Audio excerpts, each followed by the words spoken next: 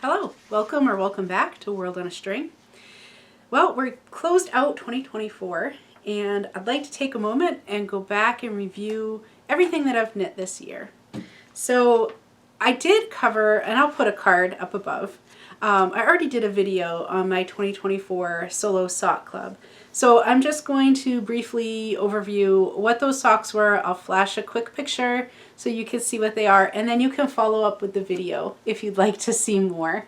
This is Churro. He is really the star here, and he's my handsome boy, and he is a mama's boy, and he loves to snuggle. Say hi, Churro. He's a terrific baby, aren't you, darling?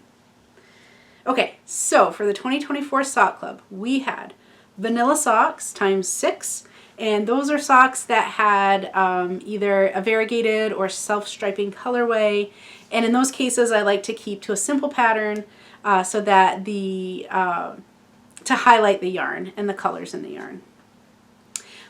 We also had the Laxo socks by Laura Nelkin, the Cecilia socks by MJ Kim, Polly's socks by Jane Prater, Skew socks by Lana Holden, Fairy Maiden socks by This Handmade Life, and the Moss Rock socks by Debbie O'Neill.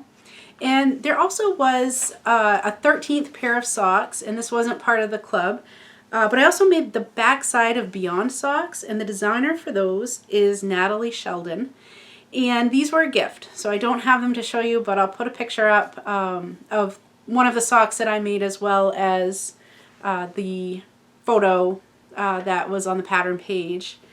And these ones, I did use the recommended yarn, so they look pretty similar. I did have on the socks that I gifted, the little fire, the campfire, is done in duplicate stitch, and I did use a sparkly yarn for that in shades of yellow and orange. So I thought that was the perfect touch for those socks.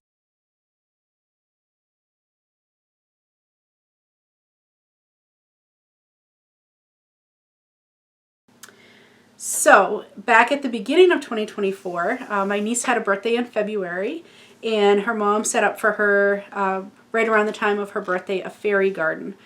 So actually her mom sent me a photo of a pattern and asked, you know, is this too complicated for you? Do you think this is something that you could make for her? And Churro is moving the camera. Thanks, buddy. And that's a great way to get the knitter in your life to make something, is just ask, is this too complicated for you? So challenge accepted. Here is the finished fairy. Also the braided cable beanie. And this is a pattern by Prem Knits. And this is, I love this. This came out great. And I actually, the reason I made this hat is I saw the pom-pom at my local yarn shop, and I was like, I have to have that. It's so pretty. And I thought that my oldest would like it, and they didn't. So then I decided I liked it, and I was going to make something with it. But I think this, I had this Cascade Cascade 128 as a bulky yarn, and I just feel like that shade of blue really brought out the blue, I don't know, what, lowlights maybe. In the pom-pom, but you can kind of see, like, toward the base of the pom-pom that there, you know, toward the center of it, there's quite a bit of blue in there. So this is the braided cable beanie. And then I did get on the Ranunculus train. I did make a Ranunculus, and this is one that I kind of have been putting off making a Ranunculus for the longest time. I didn't really get at first what the hype was all about, and I definitely do now. I really love this. It's so flattering. I feel like it's universally flattering, but there's a lot of interest in the texture, and it's one of those patterns that it's so versatile that it has, you know, you can use a variety of weights, and it's a little bit of popcorn knitting where you finish one section and you're looking forward to getting on to the next. At least for the yoke work, and the rest of it, you know, this one was a short sleeve.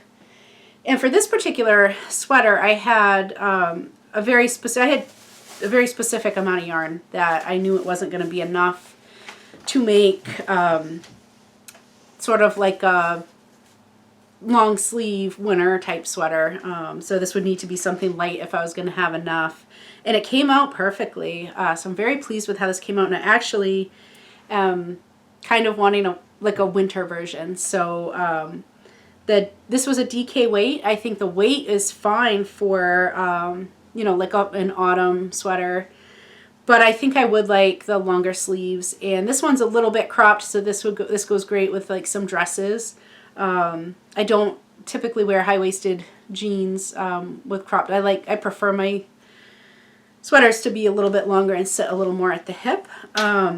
But with a dress, I think this just gives such a good shape profile when paired with a dress or a skirt. So this has been a big hit, and I like it enough. I kind of have to laugh because I really didn't get what the big deal was with the ranunculus or ranunculi or whatever the plural is. But people would make this pattern over and over and over again, but I definitely intend to make this one again. This was a big hit for me. This is my heartbeat sweater. And so this is, I'll just kind of stand up. I don't know if you can. And this is a great sweater. This is really the first color work I've ever done. You kind of get a look at that yoke. This was wonderful to knit.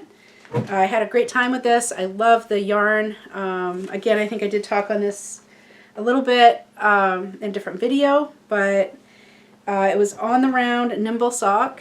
It blocks out beautifully. It's got wonderful squish and drape. I did shorten the sleeves a little bit, so once I blocked it, they grew a little bit, so I did shorten that up. And I finally have my ends woven in, and I can officially call it a finished object now.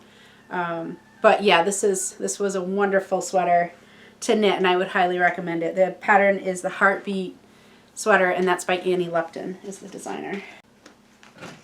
Next up, we have the cabled cravat, and this is one, I bought this yarn, I want to say in, I'd have to look on Ravelry. I think it might have been even like 2010 or 2012.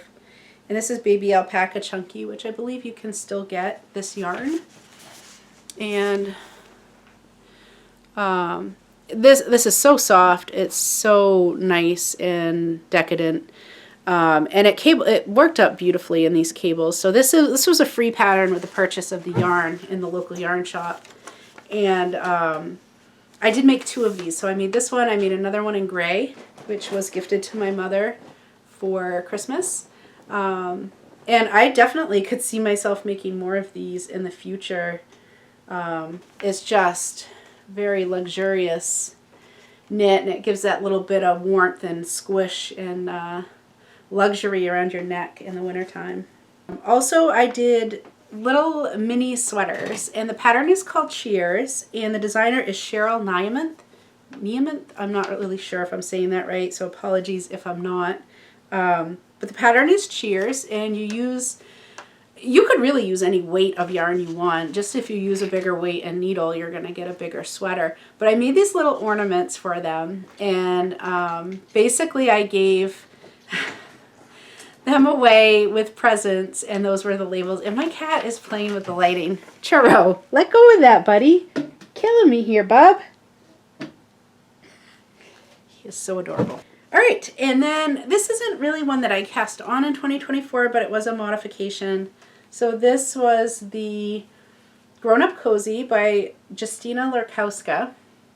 And this one, I just lengthened the sleeves. It was a short sleeve, bulky sweater, and I really didn't reach for it because I wanted my arms covered. If I was cold enough to want to wear a bulky sweater, then I wanted my arms to be covered as well.